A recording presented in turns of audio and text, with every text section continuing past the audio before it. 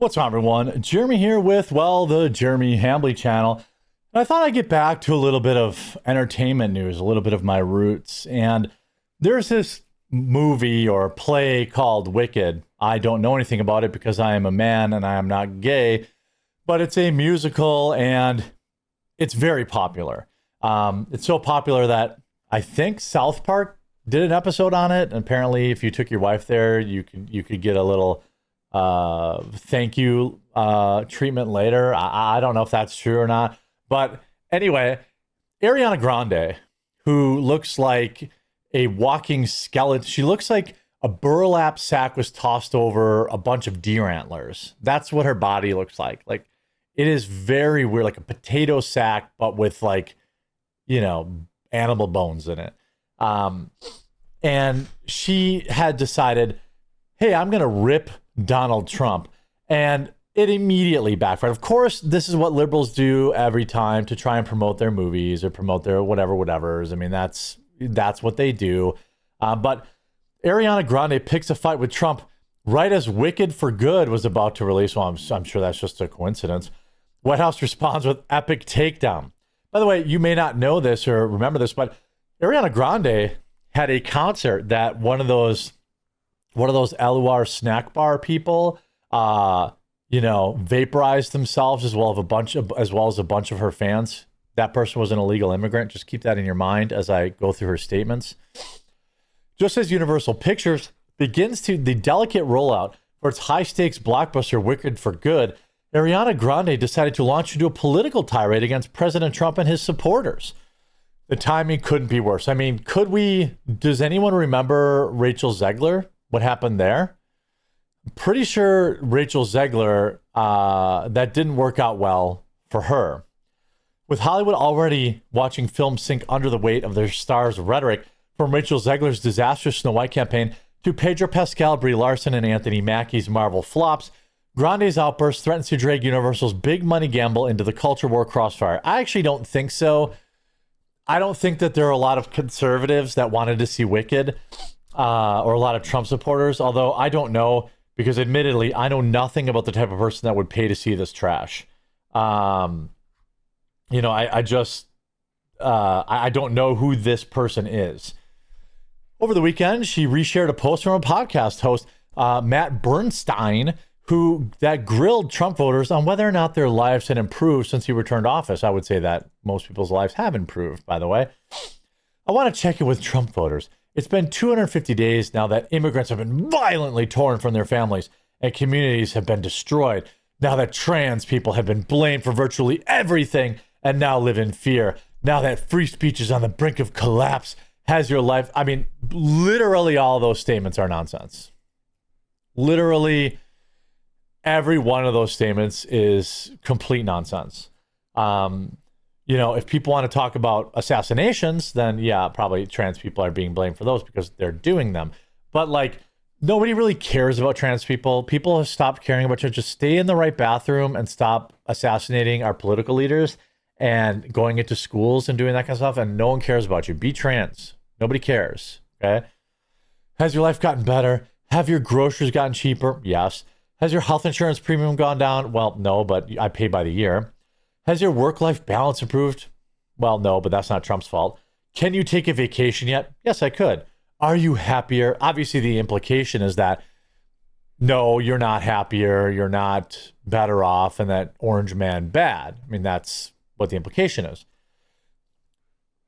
The post also featured reference ICE raid, so-called attacks on free speech. The White House didn't ignore it, though.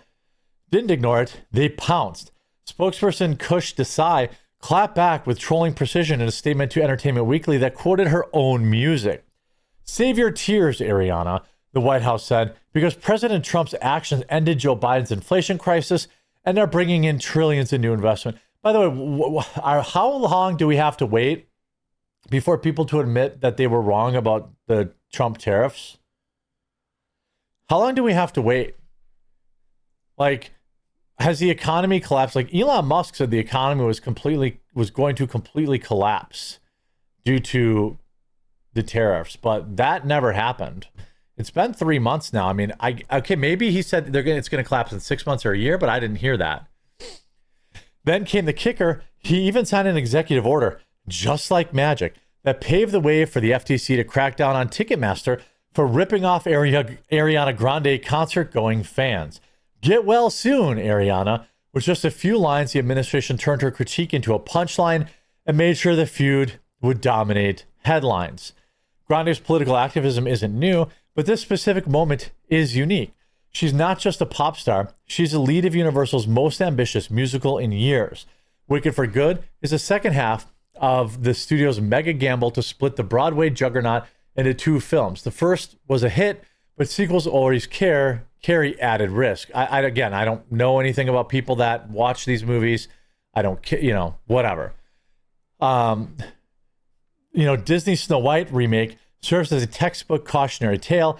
Rachel Zegler's comments attacking the original film and wading into politics turned what should have been a nostalgic draw into a lightning rod.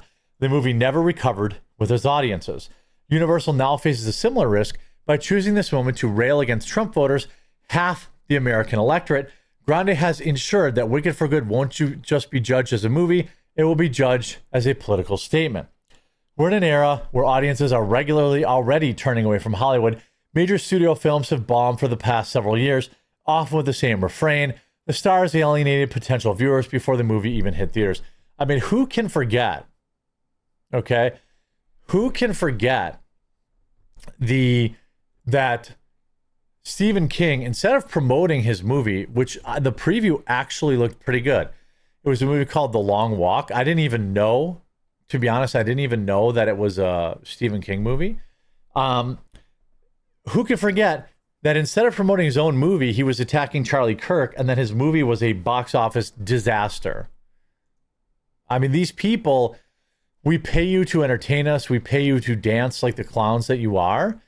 I don't really understand why you think any differently. The White House, of course, gains in this.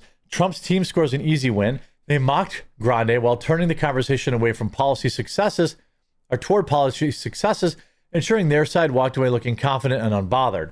Ariana Grande loses. She may earn applause from her progressive fan base, but she now has guaranteed herself a partisan figure during the rollout. Every press junket, every interview will circle back to politics instead of the film itself. Again, I don't know that this film gets hit as hard as, for example, Snow White did, because there's a lot of conservative parents that might want to take their kid to see Snow White. I don't think a lot of conservative parents are going to take their kids to see Wicked. I don't think it's a family-friendly video or movie, as far as I know. I'm pretty sure it's degenerate. I know the actors and actresses in it are degenerate. So, again, hey, Ariana, as a Trump voter, I will answer your question. Yes, life got better since Trump became president. Secured our border, made cities safer, banned racist DEI and child surgeries, historic peace deals around the world, American hostages rescued, cut down government fraud and wasteful spending, protected women's sports, secured trillions in new investments in the United States, brought back American jobs. I do not regret my vote for a second. Couldn't be happier. 60,000 likes. The era of these woke politicians or woke actors and actresses being like a positive thing, being something that actually drives, people to go see their movies in the box, it's over. If the men who dress up as women to steal from us and abuse us are living in fear, I think that's a major plus. People posting the famous Ricky Gervais quote. You're in no position to lecture the public about anything. You know nothing about the real world. Most of you spent less time in school than Greta Thunberg. So, if you win, right, come up, accept your little award, thank your agent and your God, and fuck off, okay? Yeah.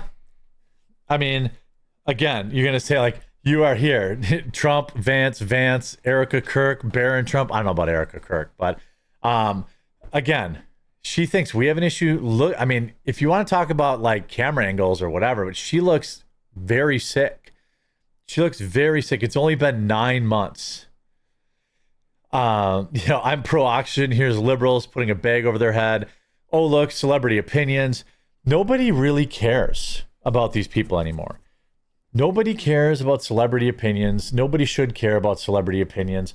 By the way, the Manchester incident of her concert was carried out by an illegal. You know, just so, again, 100,000 likes. 23 people lost their life at her concert in the UK. Ask their families how they feel about the border. Actually, technically, he was an anchor baby of Libyan refugees. Don't we all feel better? I don't feel better personally. You know, again, these people are all dorks and we should make fun of them. And I sure hope she eats a cheeseburger at some point soon. I hope you enjoyed this video. If you did, make sure to leave a like on it. If you haven't yet, please subscribe or follow down below. And we'll talk to you again real soon.